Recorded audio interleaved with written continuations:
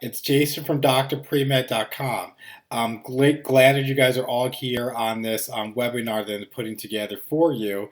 And my presumption is that you're here because you're pre-med and you want to get into medical school. Your goal is to become a doctor, and right now you're not in medical school and you're kind of very nervous, want to know what are your chances and what does it actually take to be successful in getting into medical school. I know one of the biggest concerns that pre-med students have when they declare that they want to go into medical school is the MCAT. That's the big test, the big hurdle that you definitely need to cross to get into medical school. And as one of my physician mentors told me when I was a pre-med student, the MCAT's a test you want to take once and only once, because that's really the biggest determining factor whether you're going to get into medical school or not, is how you perform on that test. So it's definitely something that you need to take seriously. I know a lot of students also, they're concerned about their GPA and what type of numbers they need to get into medical school. And for those students who aren't totally successful in their undergrad career, one of the things they find out that they're doing is they're resorting to other programs and other methods to improve their GPA. I know as a pre-med student, you just are very, very anxious, concerned about what does it actually take to be successful in getting into medical school. There's concerns about writing your personal statement. How do you tell med schools what are the best things about you without bragging or coming off as cocky? I also get a lot of questions from students concerning extracurricular activities. What should they be doing? What shouldn't they be doing? How does it look to AdComs? And I'm definitely going to address all of this for you. I want to let you know that you're definitely in the right place right now. As I said, I'm currently a medical student myself. I've been through the process. I understand what you're going through, and I've been advising students for a long time on how to get into medical school. So you couldn't be at any other place than right now if you want to have your best shot and chance of getting into medical school, because there's a lot of information and material that I want to give out to you today so that you can be the most informed pre-med student, also put yourself in the most competitive place possible so that you can realize your dream and goals of becoming a doctor. And that's what I'm going to do for you today. And so there's a lot that I want to just go over for you. I want to reassure you that it's a tough process, but if your heart is in it and you have a decent background academically, GPA, MCAT wise, you definitely have a chance of getting into medical school. But by the end of this talk, I want you to really have that roadmap and realize this is definitely something that you can do. I have a process that I have for students to get them into medical school. It's worked for a number of my students. I know it's definitely going to work for you. It's a proven process. I used it. The students I work with, they're using it and they're having very success with it. One of the greatest joys I get from students after going through the process and working with me is when they have to call or email me saying, Jason, I don't know which medical school to choose. I have a couple options. I need you to help me narrow down what's going to be the best fit medical school for me. And so that's definitely something that's great to have happen as anybody who's applying to med schools who have multiple acceptances and then trying to figure out what's going to be the best route for you. For some students, they're looking at the numbers from a financial perspective, financial aid, because medical school is not cheap. Financing and education is something that can really set you back, but at the end of the day, the rewards totally outweigh anything else that you could be doing. So it's definitely worth it. But obviously, the option to attend a school that's cheaper than another medical school, that's something that you want to factor into your decision. And so, went over a little bit about some of your concerns that you're having as a pre-med student. I want to just give you a little bit of background about myself. I'm currently a third year medical student in New York, about to start my fourth year medical school. And I went to undergrad at Northwestern University. I was a political science major, so right off the bat, no, you do not need a major in the sciences to get into medical school. But while in undergrad, I also served as the president of the Premed Society, and from that, I was always in contact with the top adcoms from med schools across the country: University of Pittsburgh, University of Chicago, University of Illinois, University of Pennsylvania, Georgetown, Tufts, you name it, Boston University.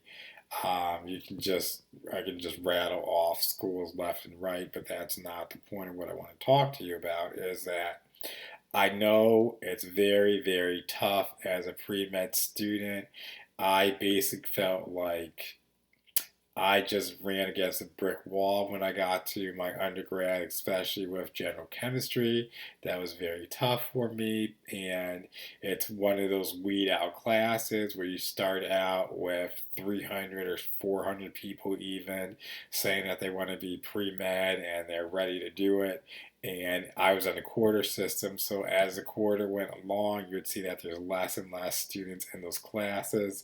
People would say, "Oh, I'm going to just take a break. I'll be back next quarter." And obviously, that didn't happen. People just realized, I don't want to go through this. I don't want to do this, or this is something that my parents want more than I want for myself, so I'm not going to continue with the process.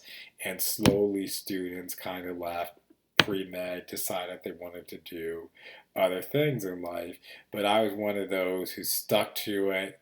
I was able to graduate from Northwestern, and then after graduation, I had the summer to study for the MCAT, and I was really, really concerned about the MCAT. I knew from Northwestern my GPA wasn't the 4.0 stellar academic student. And so I'm like, the MCAT's going to be my chance to get into medical school and make a difference in the world. It comes down to this test. And I took a commercial MCAT prep course. I was doing all this work, and I wasn't scoring well. And I was very, very dejected and despondent about this because I'm like, I need to get into medical school. And my mentor, Dr. McDade from the University of Chicago, he said the MCAT's a test you want to take once and only once. And I was just at my wits' end because every Saturday I would take a full length MCAT, look over the score all day on Sunday, just scoring and figuring out why I got things right or wrong. And it just felt like I wasn't making any progress, and my test date was coming up, and I was just really, really concerned about it. And obviously, knowing how important MCAT was, I had to reevaluate things, reassess things, and probably about 4 weeks or so before the test, I overhauled my test taking strategy and just really honed in on what were my weakest areas, and putting together a systematic approach to studying and going through every problem possible so that I would build up my confidence, build up my stamina, and walk into that task feeling good about things. And I took my MCAT and I walked out saying, oh my goodness, there were certain things I actually studied that were actually on my exam, and I felt good about that. And then, obviously, like any person who takes one of these standardized tests, there are other materials that I just had no clue where it was coming from, where it was, or what to do, and I just had to make an educated guess and move on, realizing MCAT's about getting the most points possible. And so, to make a long story short, in regards to the MCAT, I got my score back and I was over the roof. It was a great score, very, very proud of it. And then a little bit down the road, medical schools were recruiting me based on my MCAT score. One of them was actually Harvard Medical School. So, that means something if you get a letter from Harvard inviting you to apply to their medical school. So that was great. And I went on to apply to medical school, and something very, very tragic happened, and I didn't get into medical school. Now, what happened was I had I told you as a pre-med advisor, I had the best advisors across the country helping me with all portions of my application, my personal statement, my secondaries, all of that, and I didn't get into medical school. And this was shocking. And as the process was going on, like, okay, maybe I applied to too many top tier programs. I'll just reduce and add different schools. But what would happen was, I'm like, okay, I didn't get in. I was dejected. It was a horrible feeling because nobody ever plans to not get in medical school. But it happens all the time. I'll just throw out a quick fact. When you look at the numbers from the AAMC, the Association of American Medical Colleges, who keeps track of everything, you'll find out that 60% of first time applicants to medical school are rejected. Yep. I was one of those people who got rejected from medical school the first time that I applied. And so what went wrong, I then decided, okay, GPA probably needs to improve. MCAT score is perfect, so maybe they were concerned about that. Let me apply to post-bac programs. While I was applying to post-bac programs, one of them said, Jason, we don't think your AMCAS application is correct. It seems like there's something wrong with it. I'm like, what do you mean? People looked over it. It's perfect. Well, it's not perfect, but it was looked over very well by a number of leading AdCom people, and they all thought everything looked well. I remember the tons of revisions I did in a personal statement where I had to scrap things, where I had to rewrite certain lines, paragraphs, and just rework it. And so I knew that amount of time and effort I put into it really couldn't be that big of a deal. And they said, no, we really think you should have somebody from AMCAS take a look at your application. And so I got on the phone, emailed them, spoke to the representative, and they kind of said, yeah, we're not exactly sure what's going on. I'm going to have to put this up the chain of command to our superior, and we'll have to get back to you on that. And what happened was I think less than 2 weeks later, I got a response from the Association of American Medical Colleges basically stating, AMCAS made an error in your application. We gave you 0 credit hours for your coursework. This was devastating because basically I was applying to medical school, and if you look at my application, it showed all the courses on it, but when you ran it through the computer, it was showing that there were 0 credit hours for those courses. So I'm looking at my AMCAS, the AdComs are looking at it, and it shows that yes, I've taken these courses, but then when a computer's crunching the numbers, it's coming back zero, zero. And so that basically derailed my chances of getting into medical school the first time. And why I want to bring up that story is I was a political science major at Northwestern, but I completed my pre-med requirements at Harvard University. Over the summers, I did Orgo, Bio was there, a couple other courses, and so that was the issue. Then Harvard's on the semester system, Northwestern's on a quarter system, and so obviously you need to do a conversion for those credits. And in that process, just by some type of fluke or whatever, I was the one who didn't get in. And out of my other classmates and friends who did Harvard as well, they didn't have that issue. So just want you to know anything can pop up, anything can crop up to derail your chances of medical school, no matter how prepared you think you are, no matter what type of numbers you have. That's just the reality of things. But now I'm not going to talk about myself. I feel like I'm talking about myself way too much right now. This is about you and me helping you get into medical school and a system that I have in place for that.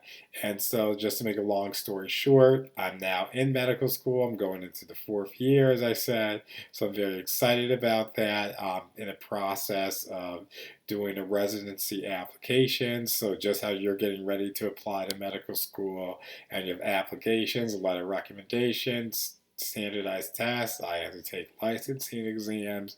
So I'm in the same boat, just at a different level. But I want to share everything that you need to do so that one day you'll be here right now too, talking about, yeah, I'm in medical school now, and now I'm trying to think about where I want to go, what type of doctor I want to be, and what type of difference you want to make in the world, not only with yourself, but with all the patients that you're going to treat and everything like that. And so, what I want to do is let you know that if you're struggling, you don't have to struggle anymore. I can't wave a magic wand and make some of the things in your past disappear, and in particular, that's your GPA, because usually by the time students come to me, it's a little too late to do anything on the GPA because they've taken so many courses.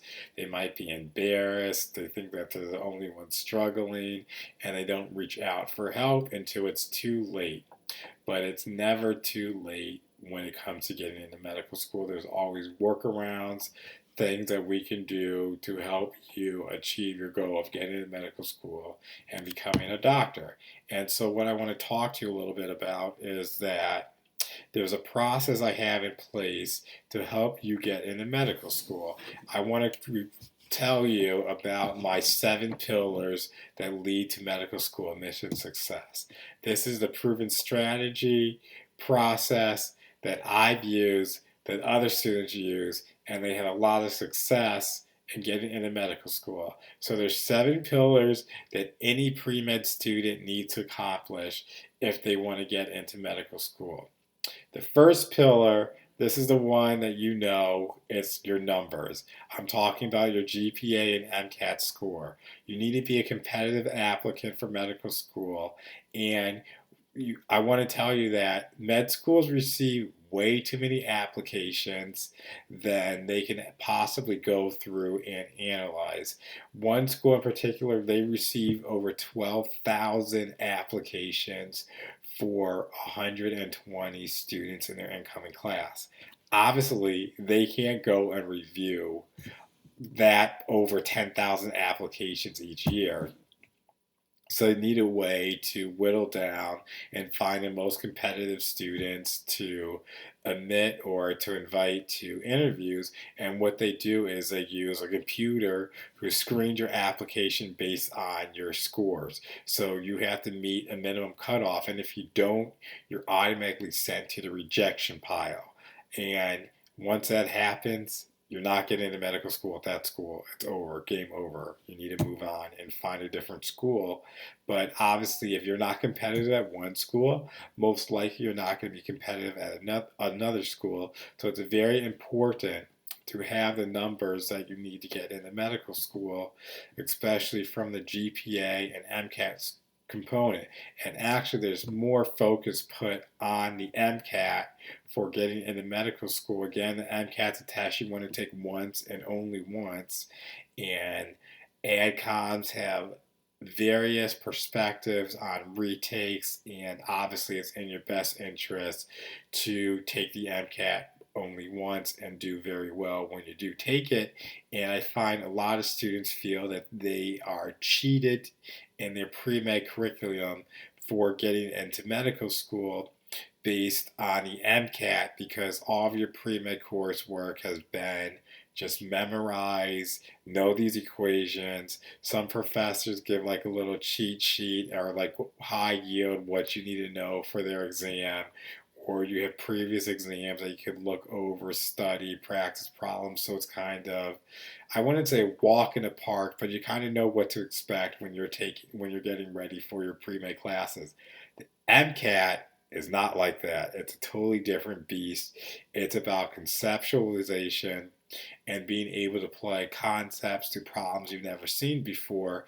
And so you just need to be able to reframe how you approach your sciences when you get ready for the MCAT. And that's where I find a lot of students struggle with, where they'll come back from taking the MCAT and say that no matter what they would have done, no matter how much they would have studied, they weren't prepared for what the test writers put on the MCAT. And I know that, but if you've never taken the MCAT, you don't know that, and that becomes a problem, and your score is going to be affected by that because you don't know how to adequately study and approach the MCAT. And I have a whole system for how you do the MCAT. I have a video course on the process where I walk you step by step through everything you need to know for the MCAT so you can walk away with a top score, a competitive score, one that definitely gets you past the computer cutoff that AdComs use and put you on the path to getting into medical school. So that's important. So that's pillar number one is the numbers, GPA, MCAT score, very important. Pillar number two that we're going to talk about is extracurricular activities. You have space to put 15 activities on your application for medical school, and the University of Pittsburgh said there's 15 spaces that you can use on your extracurricular activity, and you don't have to put all 15 if you don't have 15 activities. But then the caveat was you better believe that the students we admit have all 15 activities filled out. So that kind of tells you the importance of activities for medical school, extracurriculars. And I'm not going to talk too much about this because I can go on for days about this. But the thing with activities is you want depth over breadth of activities. And so you want to spend more time and pursuing activities and taking on leadership positions than just being involved with anything just because you want to pad your resume. AdComs can see right through that, so that's not something you want to do. And then pillar number three, we're up to three right now, there's a total of seven, is your letter of recommendation for medical school. You need to get strong letters. If somebody can't write you a strong letter recommendation for medical school, don't use them. And that's why I tell students you need to ask in person, if at all possible, for that letter. You can't be shy and send an email because you need to gauge your professor's response or the physician that's going to write that letter or supervisor. And if you see that they're hesitating, they need to get back to you on things, they're not going to write you a strong letter. And it's better to have a strong letter from somebody who's less prominent than a mediocre letter from somebody who's prominent, because AdComs are looking more towards the content of the letter and not who the writer is per se. Okay, so now we're on to pillar number four of what you need to do as a pre-med student to get into medical school the first time around and be successful. So pillar number four is a personal statement. You have 5,300 characters to make the case of why medicine and why you. A lot of pre-med students get this wrong. I do advising, and they want to talk about things that they think are unique, that's novel, that's going to just make them stand out from everybody else applying to medical school. I take a look at it and I say, no, no, no, no. We need to rework this.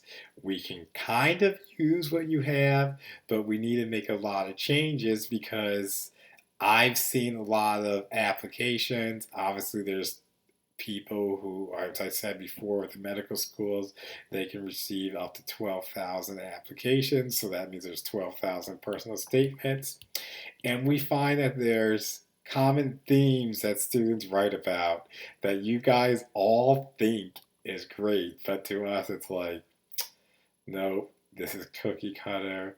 This isn't what we're looking for, or I've seen this way too many times and it's not going to work. And so I have a way to revamp your personal statement, also in conjunction with your extracurricular activities.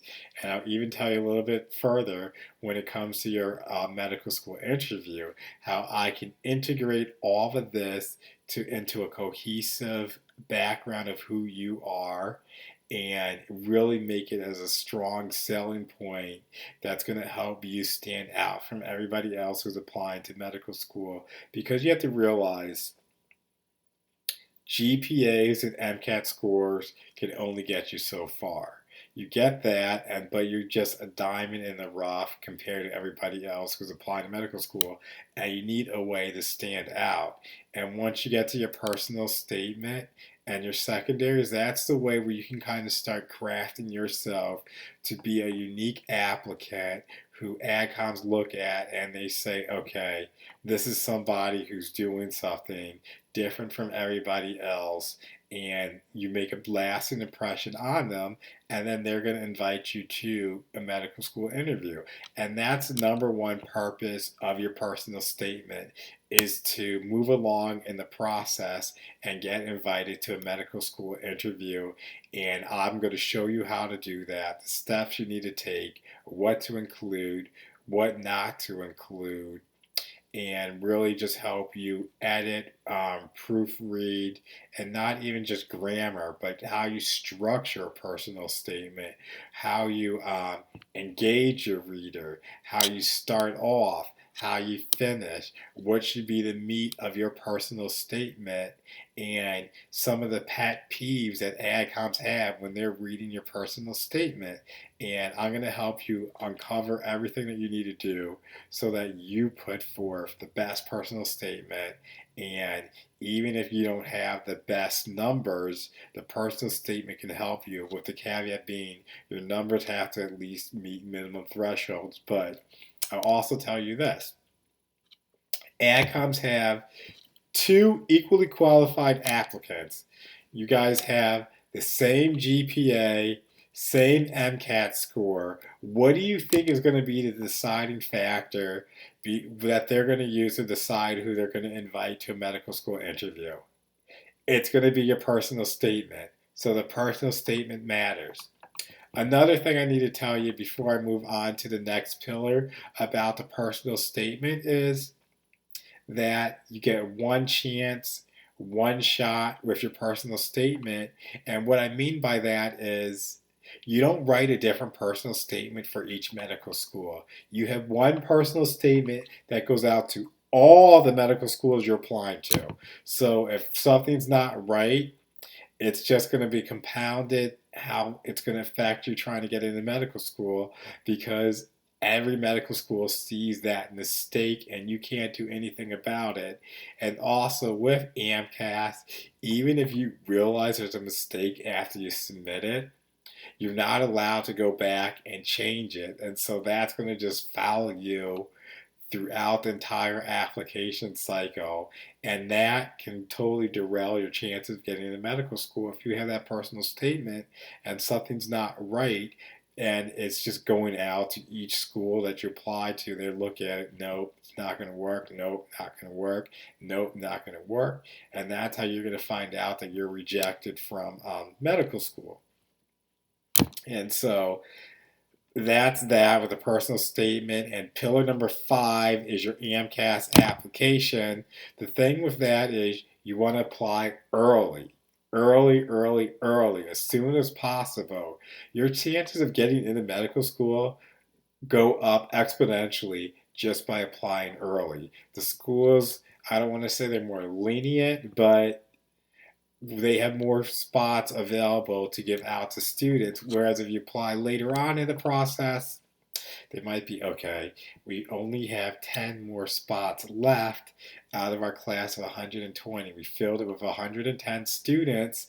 So now we're looking for the cream of the crop. And so if we think that you're marginal applicant, we're not going to give you that chance or that spot because we're saving it. And so by default, you're not going to get in just because you applied later in the cycle. But the AMCAS, I kind of went over how you have the extracurricular activities. There's 15 of them that you want to do. And with that, you want to create your story of who you are. And it starts with that, with your AMCAS. And I show you how to do that. There's 3 or so activities that you can expand on in more depth. And so you really need to be on top of your game of what you're putting in your AMCAS application. And I know for students, one thing that really slows them up and gets them in trouble for getting into medical school and applying early is having their transcripts verified. You need to have your sorry, I just thought I heard something, so that's why I turned away from the screen. I'm going to also get a drink of water. I've been talking for a while.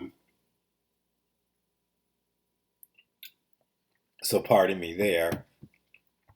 And so what happens is with your transcript for you need to have it verified.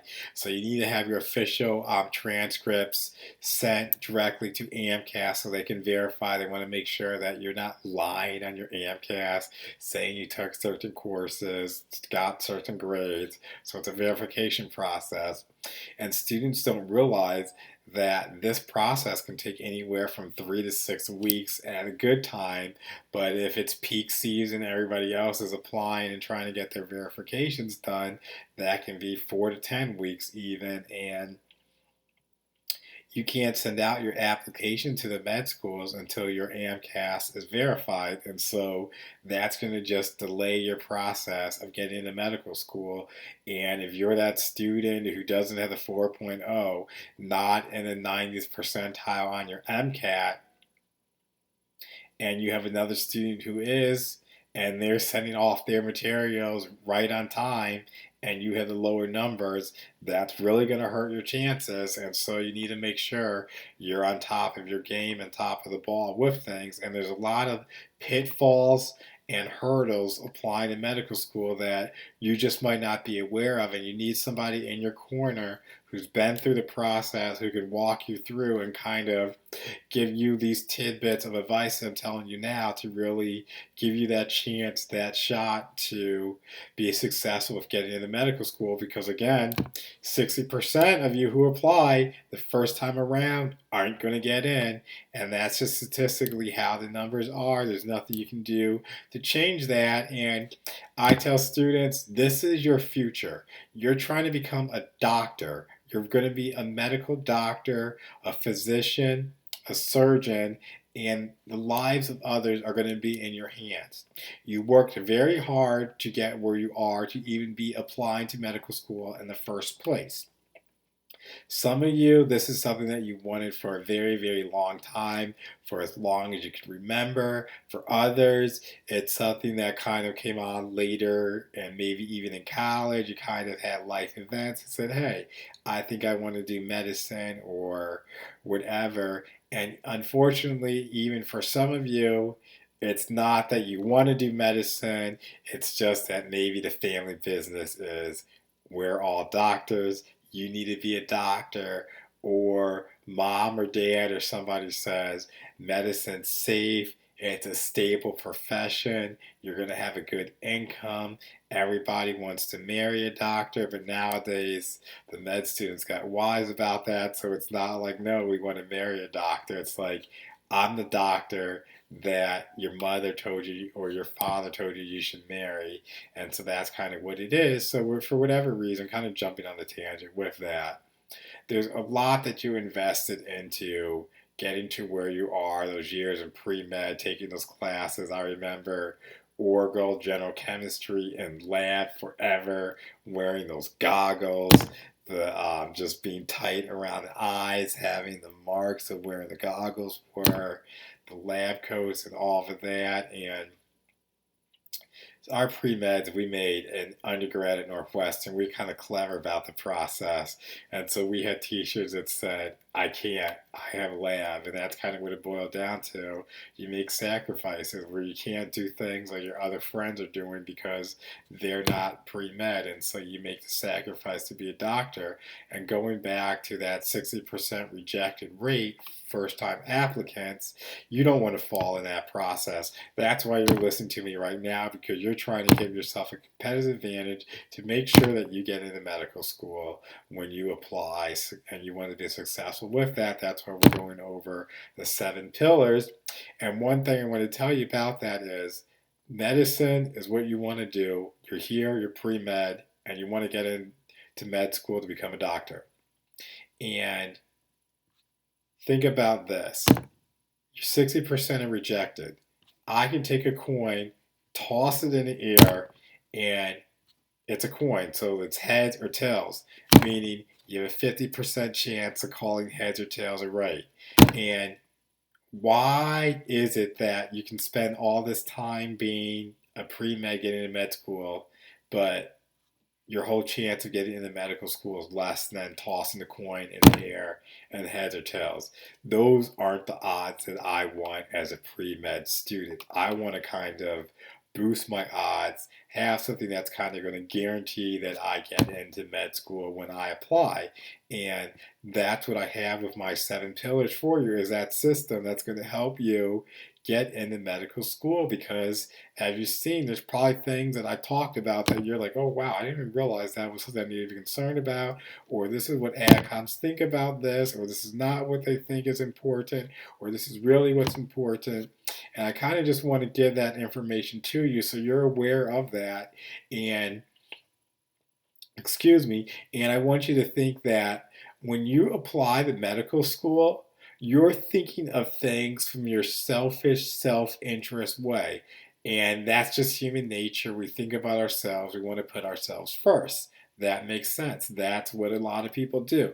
But I have to be the person of wisdom, expert knowledge, the one who's been through the process, and kind of convey to you, hey, that's not exactly how it works. I have to give you the perspective of an AdCom, an admissions officer, who perhaps maybe they're a physician too.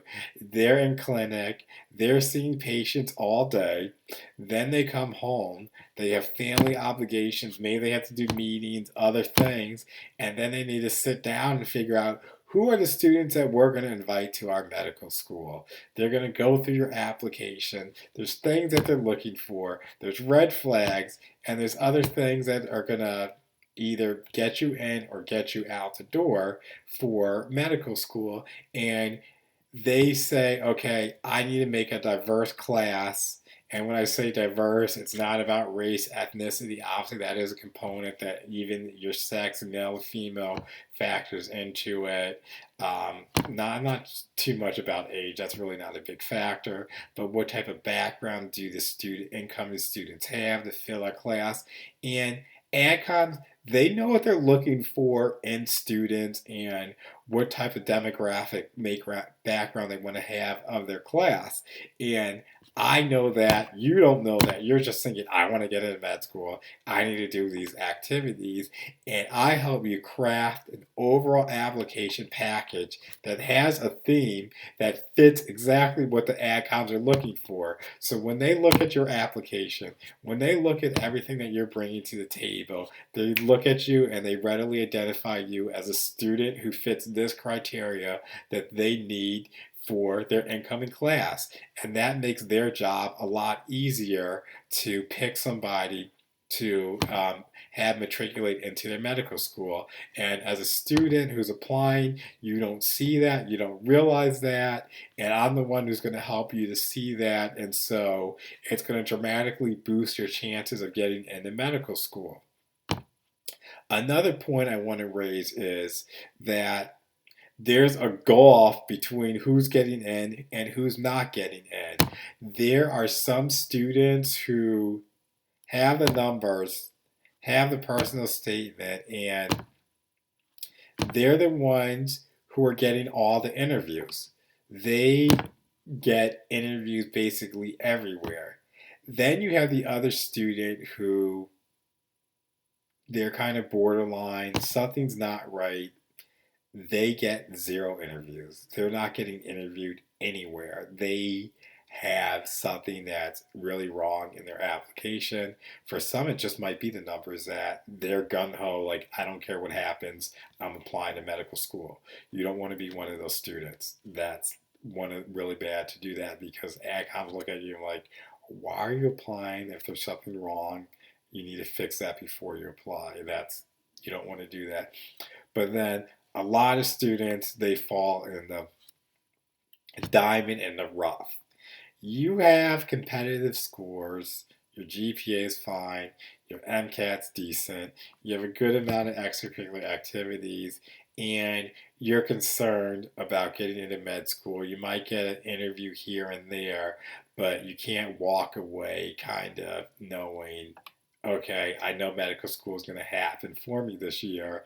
And that's where I come in, kind of giving you the advice, working on the personal statement, the secondaries, more importantly, how do we package everything that you have, polish off those rough edges, and so that you can have confidence knowing that, okay, there are certain parts of my application I can't change, but how do I present myself in the most favorable light to adcoms that will overcome some of those deficits so that I can move up and start competing with those other applicants who are at the top of the cream of the crop, and they're the ones who are getting all the medical school interview invites.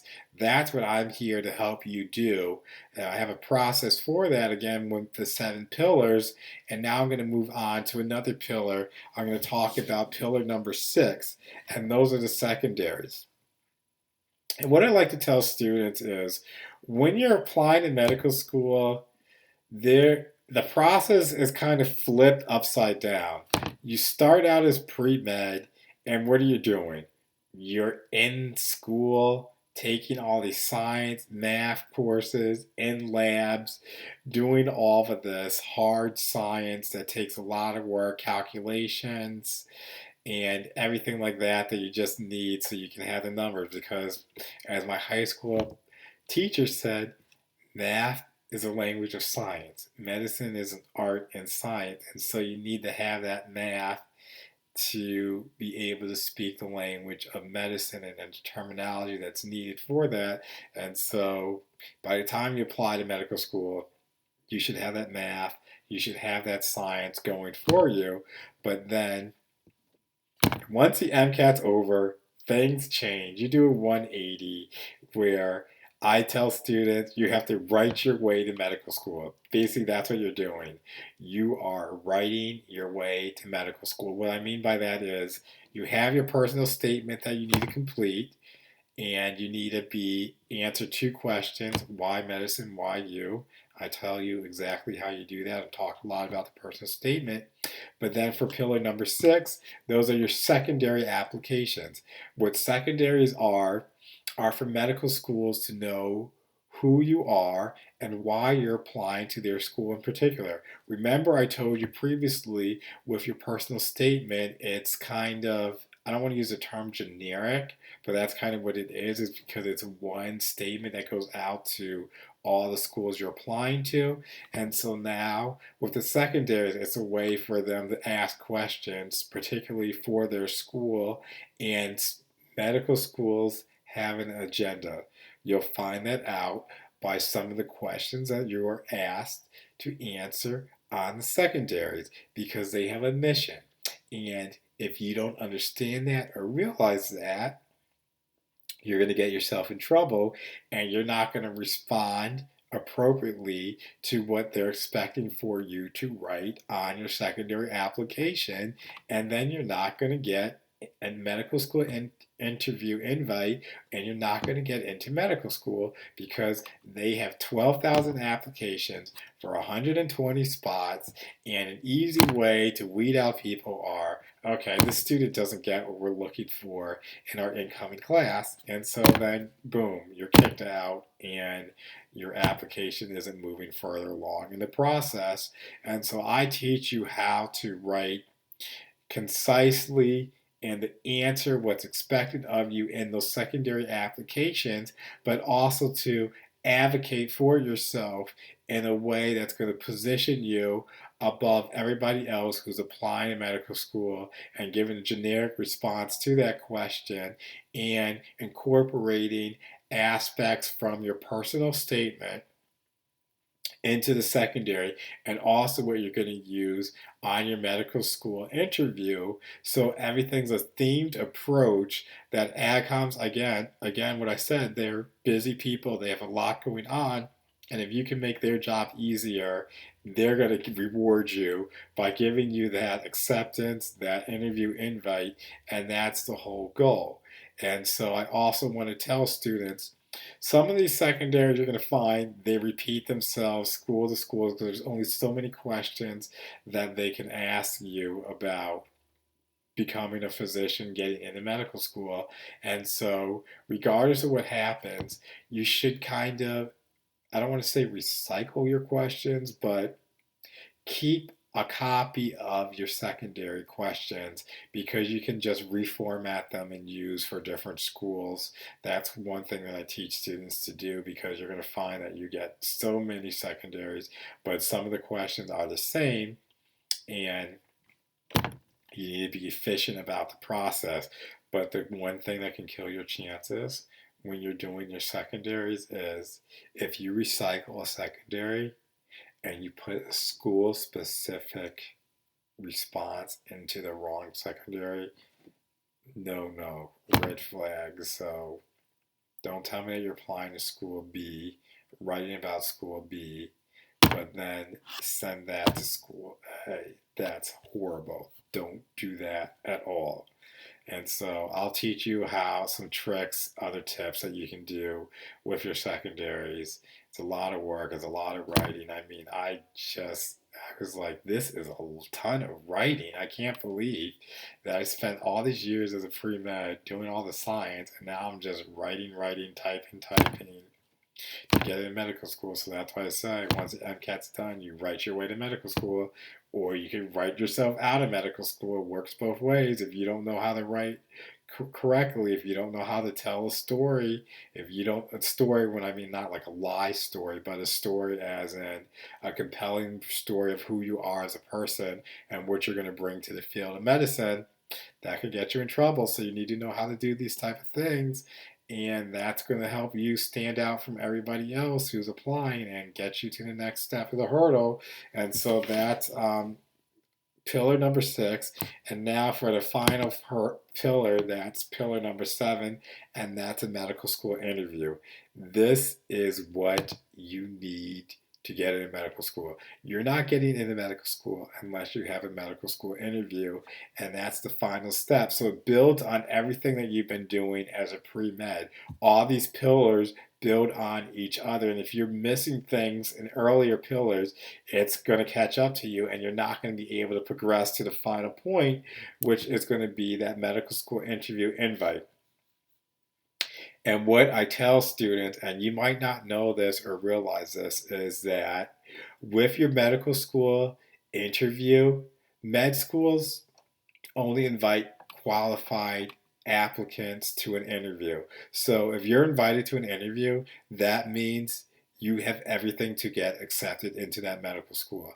AdComs, medical schools, they're not going to waste their time inviting you in to kind of, oh, let's just get to know you, see what you're all about, talk about things. No, they, again, if you have 10,000 plus applications to medical school, you need to be very ruthless and practical about whittling down who you're going to take a look at as a serious contender for medical school. So if you get that interview invite, that means you meet the qualifications to get admitted to that school.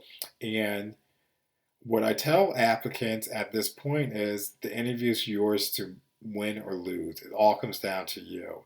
If you're a bad person, you can't interview well, you get flustered when you're asked questions and things like that, that could derail your chance of getting to medical school because you're being graded, you're being watched, you're going to be observed while you're there. And so you need to know how to respond to things. And I teach students how to respond to questions. I have a very novel approach that works. So remember, I have a system that works to get students into med school. So I can't tell you what I do when it comes to the medical school interview, but just know that it works, and you're really going to walk away saying, wow, Jason, that's something that I totally needed. It's what I wasn't expecting. And I tell students, yes, you would rather hear some of these or everything that's going to be negative, we'd rather hear it from me than an AdCom at any point in the process. You don't want to go do things on your own, thinking that you're doing the correct thing, and find out it's actually wrong and get yourself in trouble where some of these things could have been entirely prevented, or we could have put strategies in place to figure out how you're going to respond to some things that couldn't be prevented, but how you give that response will make all the difference in an AdCom's view of you. Because my whole thing is turning negatives into positives and spinning things in the most favorable light for you. That's my goal for you, because that's how you're going to get into medical school. And so these are the 7 pillars that you need as a pre-med to be successful in getting into medical school. I went into a little bit about this roadmap that I have for you. Didn't touch on all the details at length, but this is what it comes down to. Pillar number one, in a quick recap, was your GPA and MCAT score. Obviously, you need to be competitive there. I have programs and strategies to help you with that, because a lot of students come to me and they need help. They're having trouble in their classes, so I can help you work on that. Another thing is you need to have the extracurricular activities. Certain things mean more to med schools than others. Others mean less. Some activities you're doing just to pad your resume and you don't want to do that. And I teach you how to take all your activities and make it into a cohesive experience of who you are as a person. And then pillar number 3 is your letter of recommendation. Not too much to say about that. Pillar number 4 is your personal statement. Went into a lot of length about that. And that's really something that's, I feel, is an art to know how to craft a personal statement for medical school, and I can definitely show you how to do that. A lot of students are extremely appreciative of that advice, because that's going out to all the medical schools. So if you get that wrong, you're shooting yourself in the foot, and actually you're shooting both feet too, and probably your kneecaps as well. Okay, that's a little gory, but that's basically what happened. You're not doing yourself a favor if you have a bad personal statement. And then pillar number 5 was your AMCAS application, everything concerned with that, verification, transcript, activities, coursework, everything there, and timing of that, actually choosing the schools that you're going to apply to. All of that's covered there. Pillar number 6 was your secondary application. Talked about that. That's, again, more writing for you and everything that you need to do in regards to that. And then pillar number 7 is the medical school interview, where if you get that interview, you're basically into that medical school unless you mess it up because you don't know how to interview well, you don't know what to say, or there might be something that might be slightly questionable in your application, but the AdComs can overlook that if you can talk about it correctly. And so those are the 7 pillars. I went into detail about this. This is the roadmap. Of course, you can kind of cherry pick and say, oh, I just want a little bit of this, I want a little bit of that. But to be successful in medical school, to get into medical school, excuse me, you need all 7 pillars. You can't have one without the other. And if you work with me, I'll show you how you put all of these pillars together to be that student who shines, who even outshines the gunners. If some students have, they're just going to have better numbers than you, but it doesn't mean that you can't get in medical school if you have lower numbers. If you have an overall package that speaks to what AdComs are looking for, then you have that chance of getting into medical school, and that's what I'm going to do for you. And so you need all 7 pillars of this process to get into medical school.